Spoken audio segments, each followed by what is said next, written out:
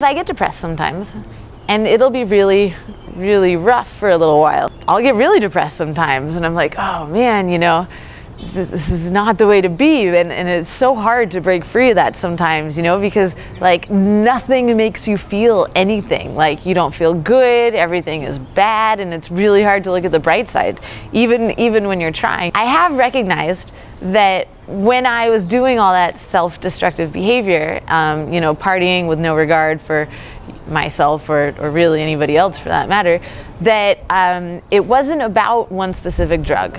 It wasn't about speed, and it wasn't about coke, and it wasn't even, you know, all about alcohol. It was about whatever was there. So it was an escaping thing. It was like, what can I do to take myself out of this reality? Why I hated my reality, I don't know. But I wanted to get away from it. And I did, successfully for a long time. And then at a certain point, I mean, you know, I went through like programs and meetings and like learn about the whole 12-step thing, which really all it did was just make me get guilty feelings whenever I got high after that, but it didn't make me stop anything. It wasn't until I decided that I wanted to be a positive person. And then, I mean, even then it's not like I was like just sober all of a sudden, but it was just a choice to be a positive person.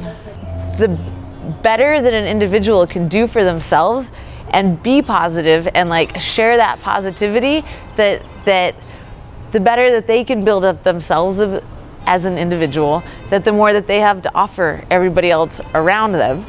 And that every time that you're sharing positivity, that you're sharing energy, and that like that energy has so much potential. It can be destructive or it can be good, and we get to choose that every day, in every second. We're choosing whether or not we're making good energy or bad energy.